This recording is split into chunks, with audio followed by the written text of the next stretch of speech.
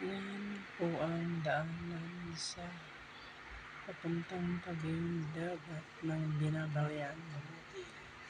Yan ang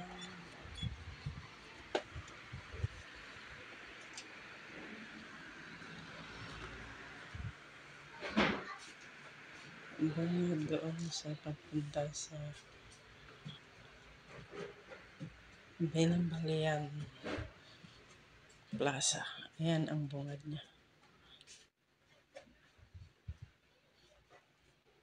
Tapos yan po ang basketballan. Binabalyan Plaza. Umaga po yan kaya walang gaanong tao. Tapos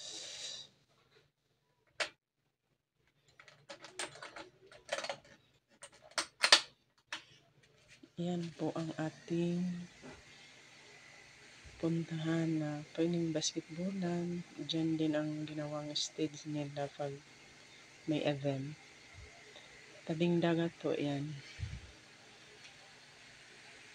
Umaga po yan tayo naglalakad. Tapos yan ang mga bangka na nangunguha sila ng mga isda. Nakaparada muna yan. Tapos na silang ng isda. Low tide kasi. Hapon po yan. Yan. Yan ang pantalan nila. Malawak yan. Kaya pag umaga maganda mag-jogging dyan at hapon. Bagong gawa yan, may bahay-bahay kubo yan sila. Pwedeng kakain dyan. Magdala ng pagkain sa tabi ng dagat. Ayun yung anak ko naglalakad. Ayan, may naglaro. Doon naman sa kabila, may mga isla. May mga bahay din dyan. Ayan yung mga bangka. Nagpapahinga yung mga ng isda kasi hapon. Daming mga bangka. Ito yung lugar ng Mr. ko sa Pangasinan, Binabalyan, Pangasinan. Bulinaw po yun. Pero naisla kasi siya. Marami kasing islang bago makarating sa kanila din. Maraming mga isla-isla. Malapit yan sa 100 Island. Doon sa kabila lang. Low tide kaya mababaw.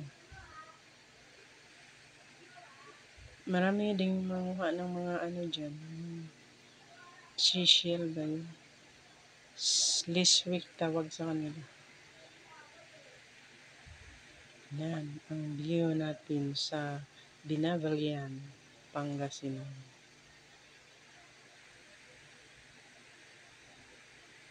Yan po mga inday. Yan ang ating view sa kanilang bayan. Sa tabing dagat ang kanilang pantalang pwedeng diskuhan. Yan.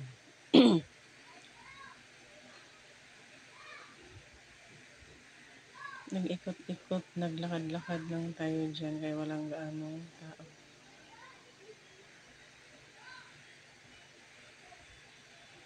Yan ang kanilang lugar doon banda sa may Niyugan yung lugar ng Mr. ko. Malapit lang din dyan sa dagat. Yan ang kanilang plaza.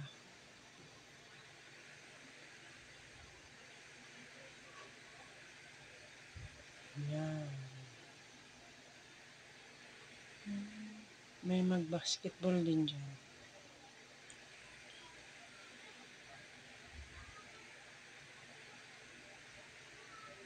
Maganda dyan kasi mahangin.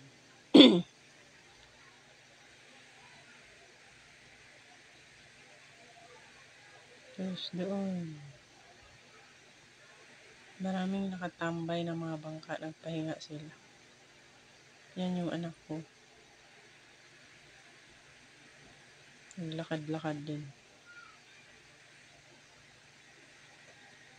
Yan ang mga bangkang nakatambay para kinabukasan ay manguha na naman sila ng mga isda.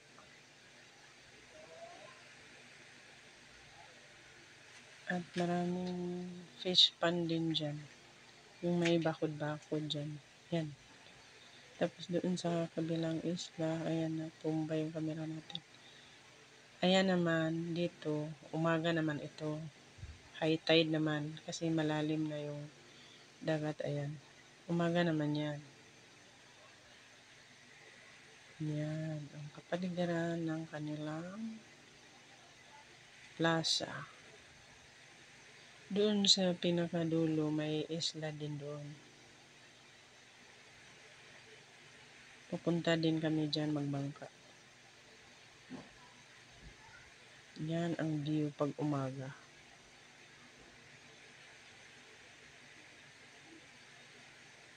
Yan, si Mr. doon sa mayroong arko. Yan ang kabuuan ng kanilang plaza.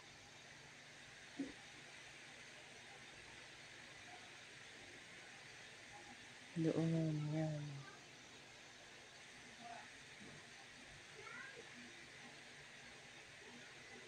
Mga 8 na yan, ng umaga.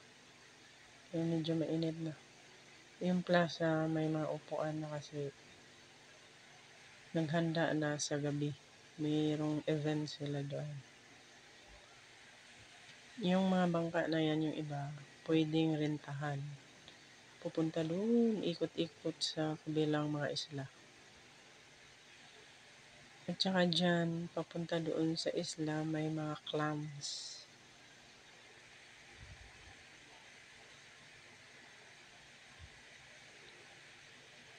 Yan.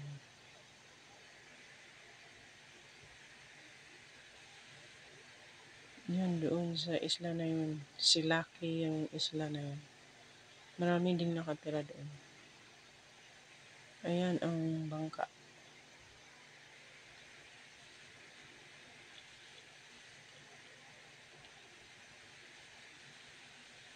Yan na ang view ng umaga sa karagatan ng Binabalyan. Ang ganda talaga ng karagatan. Yan. Tapos doon, dadaon.